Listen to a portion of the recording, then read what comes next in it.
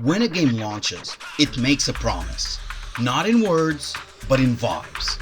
Tone, setting, what kind of world you're stepping into. And once you internalize that, breaking it feels personal. Today, I want to talk about why the shift from 1.x to 2.x didn't just change the game. It broke visual continuity, rewrote our role, and quietly violated the artistic contract we were sold at launch. Hey, I'm Basic. I make videos breaking down game design, player experience, and why things feel the way they do. If that's your thing, stick around. At launch, the game established a very clear identity. Urban, contemporary, tech-heavy. You weren't a hero. You weren't chosen. You were a professional. A hacker leading people in the hollow.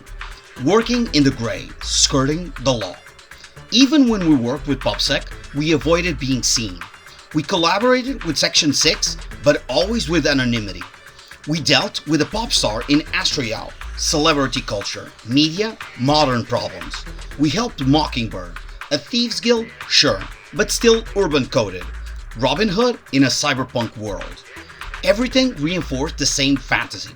Modern job, modern institutions, modern conflicts. Then 2.x hits, and suddenly we're training in a monk temple, learning inner control, spiritual discipline, mysticism. Later, we joined Spook Shack, a group dealing with fantasy tropes and horror elements. We briefly go back to something modern with the Defense Force, and then we're dragged back into Yunkwai Summit again. That's not progression, that's tonal whiplash. One patch, I'm working with advanced military, next patch, I'm meditating in a mountain temple. That's not evolution, that's a genre swap. This isn't just a setting change, it's a job change. In 1.x, I'm a hacker in a broken city.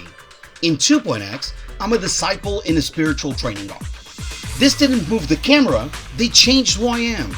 And in a live service game, you don't play a role once, you live it for months. Now yes, technically, the town is still futuristic, but it's saturated with old world elements. A massive temple hub, cable cars with heritage aesthetics, stone architecture, traditional layouts. This isn't a little flavor, it's stacked contrast, future drowned in historical coding. Environments you can leave, characters you can't. We get martial arts monk, witches. These aren't futuristic. Hell, not even modern. These characters don't visit the world, they define it. They stay in our roster, anchor the tone permanently. This isn't temporary, it's structural. The issue isn't that these elements exist, it's how long we're forced to live inside them. Story arcs, repeat quests, daily short visits feel exotic. Long stays rewrite identity. And this is where design makes it worse. They put dailies in the temple, so mechanically, the game forces you back into the old aesthetic, over and over and over. This isn't passive, the systems reinforce it. And here's the important part. This could have worked. Big shifts always can. But they're gambles. You need a narrative runway, visual bridges, hybrid spaces, and foreshadowing. Players should feel, oh, of course this exists. Not, wait, since when? The problem isn't what they chose, it's how they introduced it. This didn't feel discovered, it felt inserted. So no, this isn't bad art direction. It's bad continuity.